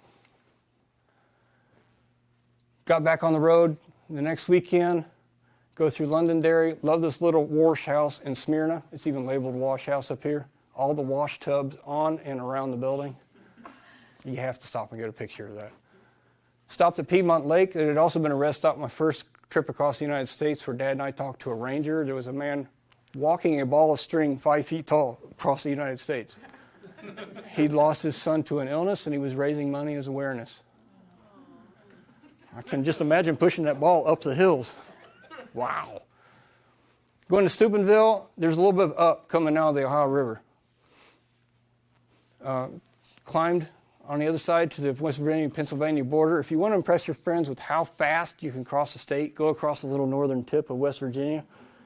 It's only 7 miles wide, but it takes like an hour and a half to go up the hill, and it looks like you went a really long way. To the Great Allegheny Passage. Another converted old rail line. Lovely place to see great views of the Youghiogheny and Castleman River. Waterfalls, deer are crossing. More bicyclists. This is what it looked like on visual, and then on GPS, since you're down in this mountain valley, it looked just like Star Wars with Luke Skywalker going into the Death Star, because I could see like 6 elevation profiles stacked on top of each other on each side of my bike route. Had a good night in Myersdale. Deb was a wonderful host at the John Deal Inn. She's got all kinds of stained glass on this very nicely restored mansion. I thought at night it would be really cool to go outside and get pictures of the glass and the light. Next morning I'm going along and I saw my first porcupines in the wild. I didn't realize they were as big as they were. They stand pretty tall, like beavers. Go through the mountain in Calamont to the Mason-Dixon line. Got a wonderful state line set up here that only bicyclists see. Into Maryland, down into Frostburg, and the Cumberland Gap. So you've got I-40, the canal, the bike path, and I believe the railroad track is right here. After you get through Cumberland, it goes from the Great Appalachian Passage to the C&O Canal Trail. And I've had a lot of people ask me about this with the National Trail Network that it's coming through. The C&O Canal Trail is where people walk their bike, walk the canal boats a couple hundred years ago. And it's never been leveled, it's never had tree roots taken out, it's never had the rocks removed. It's a narrow path about this wide, sometimes that wide, sometimes even just blades of grass with rocks and roots sticking up, and I've got a carbon fiber front fork. Those don't bend, they break. So Dad asked me, how's it going? And I said, well, the view is great, but I'm really worried. He said, you're just worried about your bike getting dirty. I said, no, I'm worried about the first sign I'm having a problem is I'm pulling rocks out of my face. Told him I have to change this. And I'd kind of been warned the day before. I was coming down from the last legs in Pennsylvania, and I came across this man, looked like Father Time. Had a beard down to here. Most of his front teeth were gone. And I'm coming up on behind him, he was wearing a cargo bike, and I could see a rear tire facing me, and 2 huge boxes on the back, along with all of his packed gear. There was tents and other stuff. I come alongside him, and the boxes in the back are cat kennels. What? Cat kennels. He's got 2 cats. And his name is Catman.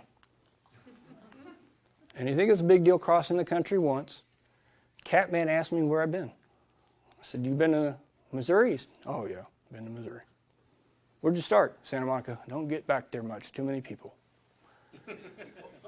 Catman has been traveling the country for probably decades, stealth camping, and taking care of his cats.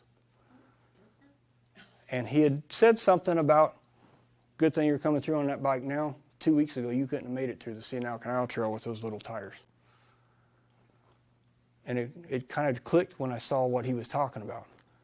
So it was a great experience meeting this man that riding the country was no big deal, on the one hand, and getting the warning from him on the other. On this old canal trail, the Paw Paw Tunnel is something like 4,200 feet long. They walk the canal boats through here on a ledge on this side. The railing has been put up so that you don't fall off into the canal in the dark. There's no electricity, there's no lights in there. I had to walk Endeavor through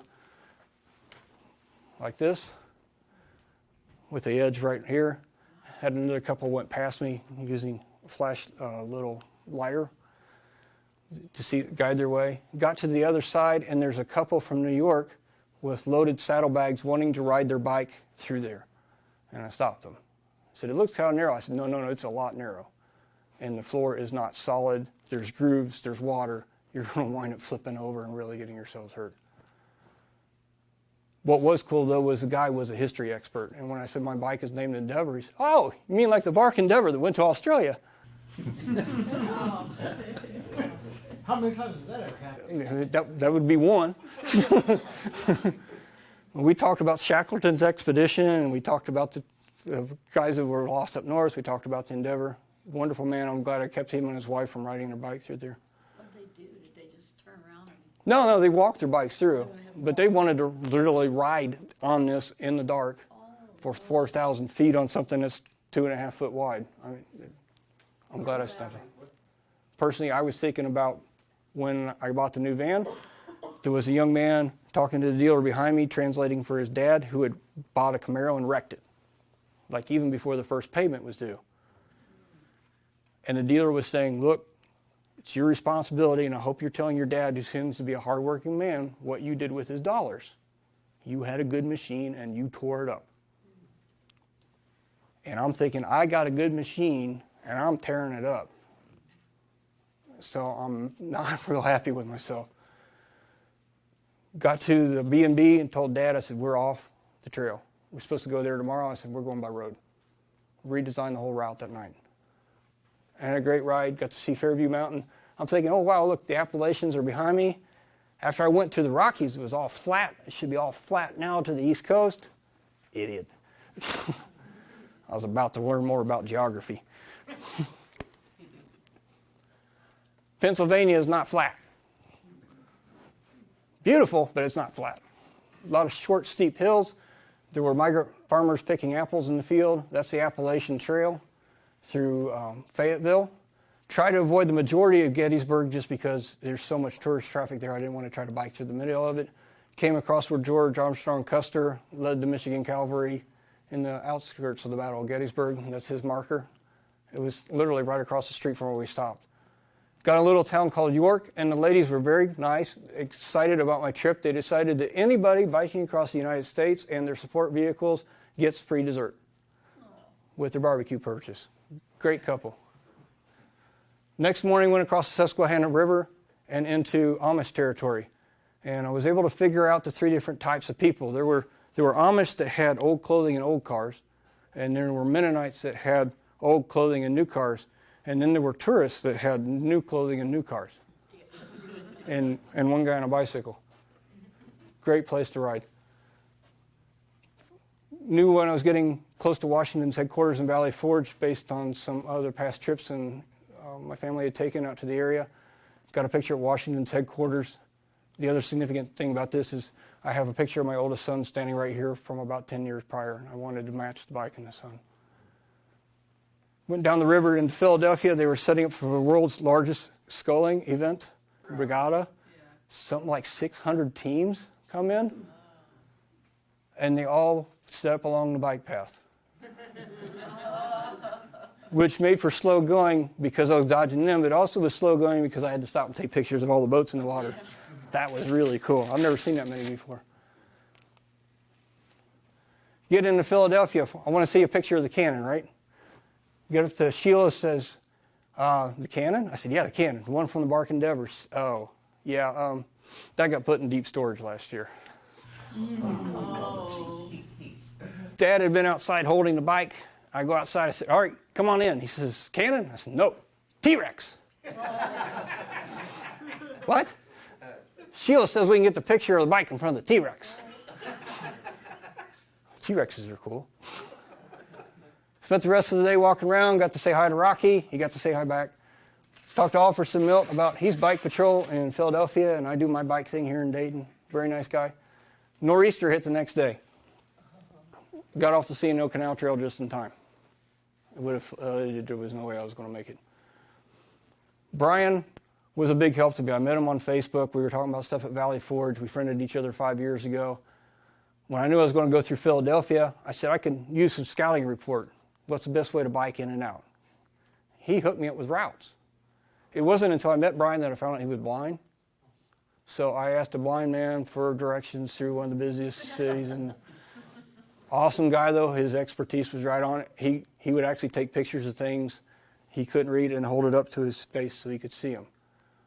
But he knew enough about the local trails to get me through. Met my wife's college classmate, Becky, was in town. Had a good meal at a nice Italian place. The lady said, what brings you to town? I said, biking across the country. Well, Philadelphia is only like 50 miles from the Atlantic. She thought we just got started. Said, oh, no, we're about done. We're trying to figure out with this nor'easter, do I bail and make straight for the Atlantic coast tomorrow? Or do I keep pushing on to Rhode Island? I'm kind of watching the weather, figuring it out. What's nor'easter? Nor'easter is a strong northeastern front. Oh. Temperatures were about 34 degrees with a 45-mile-an-hour wind and heavy downpour and rain. And the people in the boat regatta were out in the river doing their boat regatta thing. Saw several teams in our hotel and parents going out dressed in overalls and Carhartts and headgear ready to support them. And also met I think it was the Houston soccer team was in town to play Fordham and somebody else. Had a really good, nice gathering every time. They said, what are you in here for? I'm biking across the U.S. And it was an athlete-to-athlete thing. And it was really nice with the younger gentlemen and ladies that 30 years of difference just kind of melted away as we shared our passions for sport. Does that be snow in It could be snow, yeah. I mean, if the temperature had been 4 degrees colder, it would have been, Yeah. Wow. now what? Decided we're going to go ahead and push to Rhode Island, but I had bailout points that I programmed in for each day in case I had to just make for the coast and call it quits, declare victory. Google Maps told me to go from Philadelphia to Rhode Island directly through Newark, New Jersey, and New York City. I didn't have blind people that knew scouting advice that could get me through those towns. What I found instead was northern New Jersey's beautiful. This is not far from where Washington crossed the Delaware, a little bit better river or weather, quite a bit later in history, still a beautiful view. Columbia Trail cuts through hills and mountains with all kinds of trees changing leaf color. This is called the Lakes region. Looked like every time I turn around it was a puzzle photo opportunity. Made New York.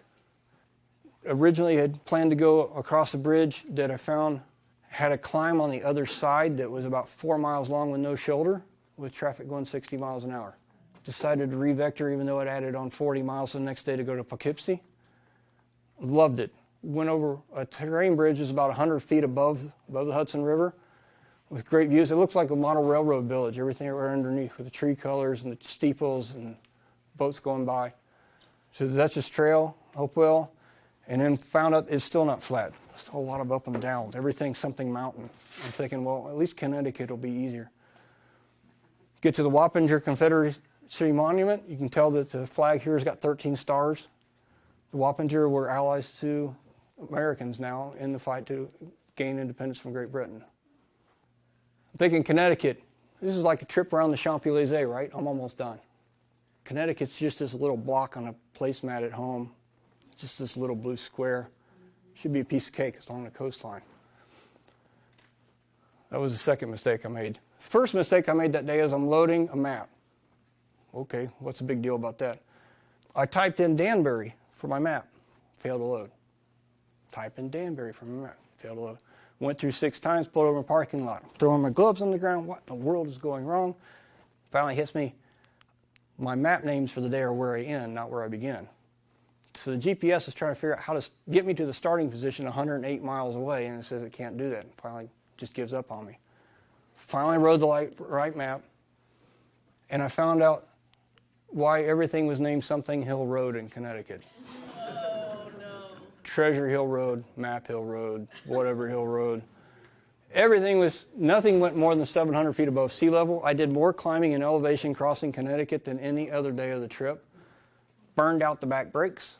Because what happens is you go up the short, steep hill and you go down to a stop sign. And you go up the next short, steep hill and you go down to a red light. And you do that all day long.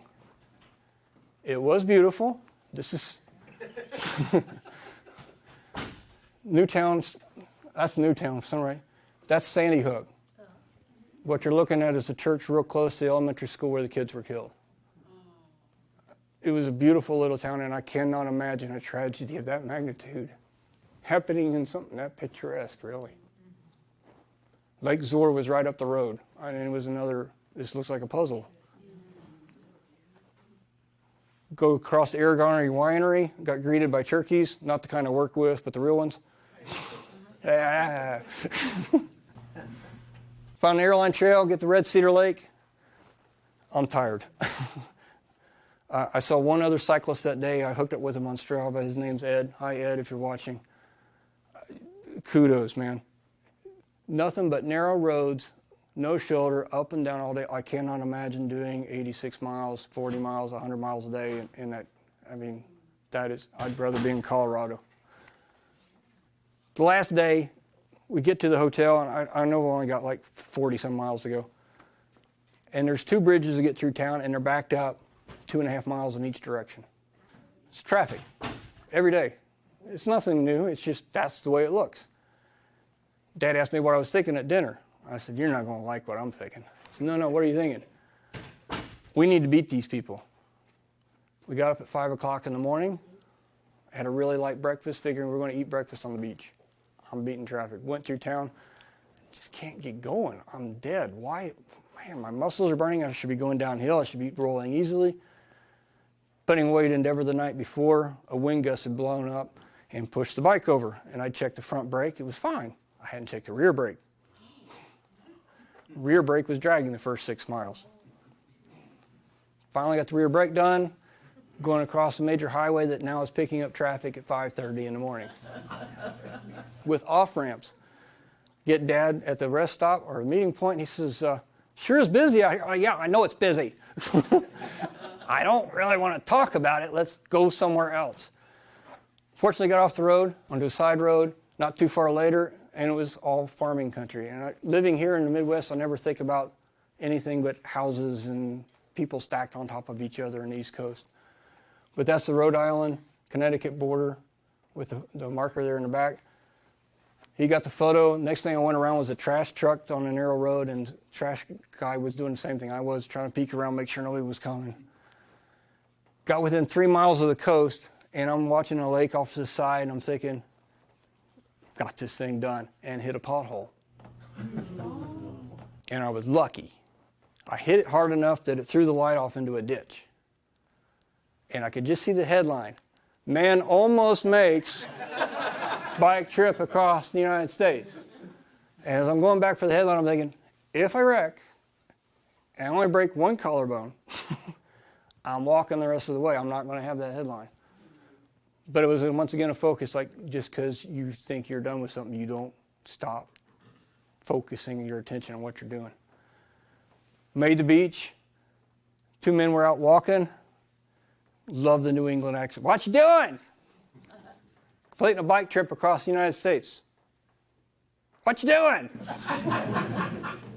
"Just finished biking across." "No kidding?" "Wow, that's great." Got a picture of Dad and I.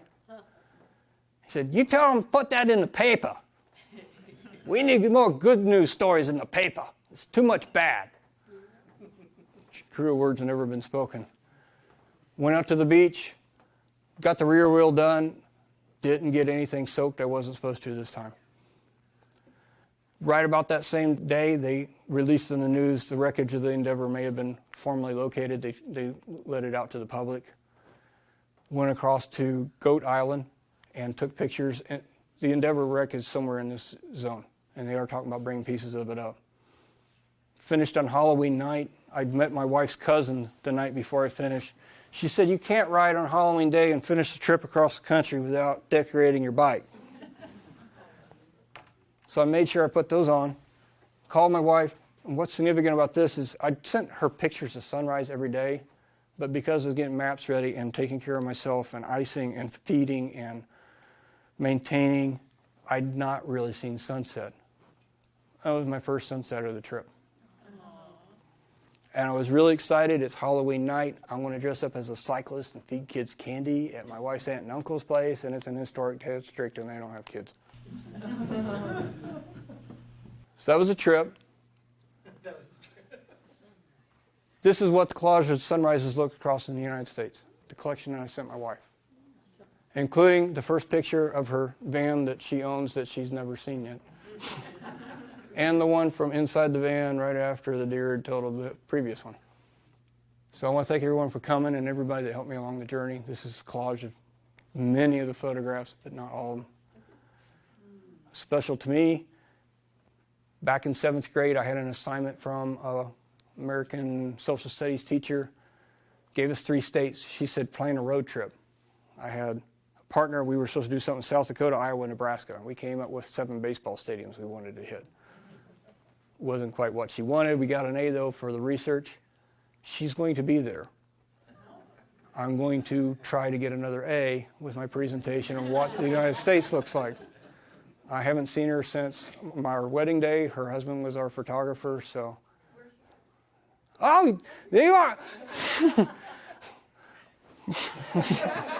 Because of people like you getting me interested in geography, history, learning the United States, I took what, I don't recognize Pat now too. Hi, Pat. I took what you taught me in 7th grade and put it into this. And thank you for inspiring me. That's Mrs. Brown. She was Miss Christian when I had her.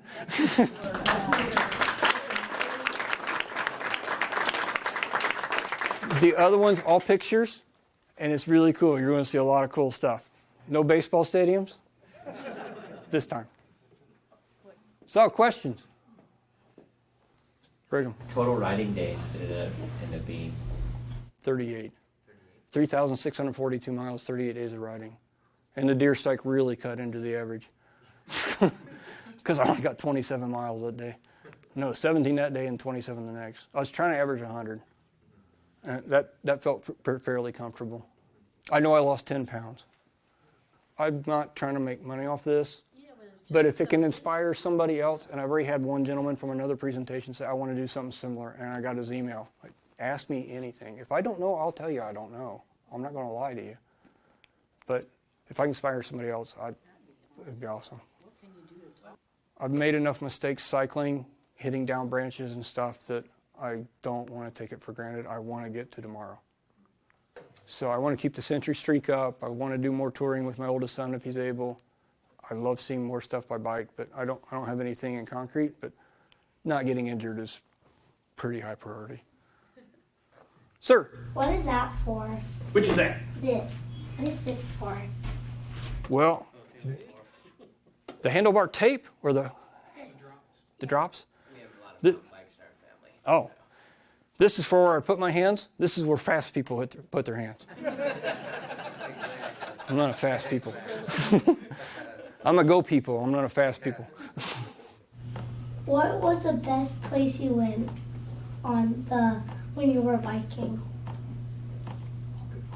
I've had several people ask me that, and I think I have to say Nevada. And I don't know why. But I think partly it was because I got over the injury, and partly because what I learned was every time you go over a mountain range, even though it's still desert, it was different. And I really enjoyed seeing that.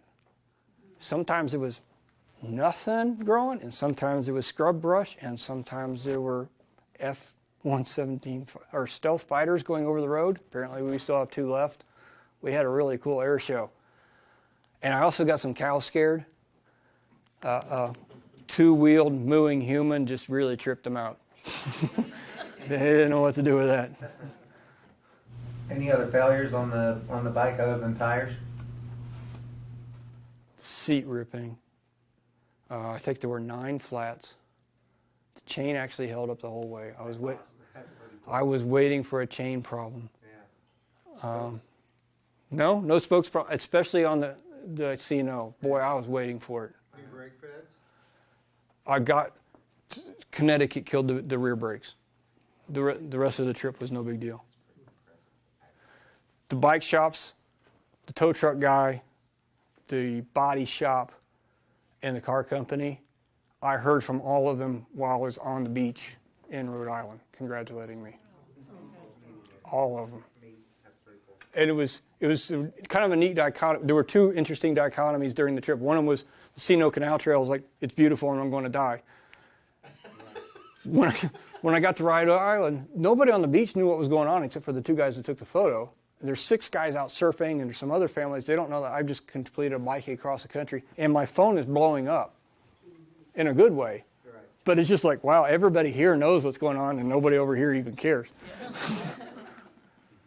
All right, one thing you would have changed and one thing you would have brought that you didn't you wish you would have. One thing I would have changed. Boy, I wish I could have brought my wife and my sons. It just wasn't financially possible. Tim and I have done multi-day trips before. You've probably seen those. Mm-hmm. And he's a young engineer. He doesn't get that much time off. But there were so many times I was like, boy, I wish I was out here with Tim seeing this, or Ryan. And sunrise got to be a really big deal for me to send her that photograph. So just to celebrate that. And I wouldn't, if I had one thing I wouldn't have done differently, it was sending her those photos every morning, because it was something I looked forward to. And I think there were 2 or 3 of them that you could see that were kind of overcast, but I knew on the GPS, hey, that's sunrise. It went from a black background to white. Time to get a photo. There were so many things I went by. I literally was right next to Manzanar relocation camp. I could see the old routes on my GPS as I went by, and there was no time to stop at it. And there was a big dune state park when I was coming out of Colorado. My wife and I love hiking and stuff like that. I went right by a fort in Kansas, outside Great Bend. The ranger was actually opening up the gate and said hi to me that morning. History, fort. So yeah, if I could have done 60 miles a day and seen more of the country, I would have. Big time. Sir? Did you ever feel in danger or anything from people, coming by or coming too close, or throwing stuff at you or yelling and cursing and telling you to get out of the way? 3 incidents. Okay. Not counting the one in Dayton the day before I left. Right. Reaching the beach in California, there was a bike lane next to a car lane with parking area. And I saw the guy coming up on my left and just started reflexively braking, and he wanted to go into the parking lane. And people don't think that bicyclists move. They think they're stationary objects. He had probably like a 7-year-old daughter in the back seat that saw me and yelled, and at the same time I hit the brake. And he was apologetic, but it's just bad design. Yeah. Leaving Effingham, Illinois in the morning, I had a semi-truck a long straightway, nobody coming the other way in a passing zone, got up within a foot of me, and as the cab went by, he blew the horn. He was sending a message and kept the whole length of the truck within a foot of my left elbow. He was trying to run me into the ditch.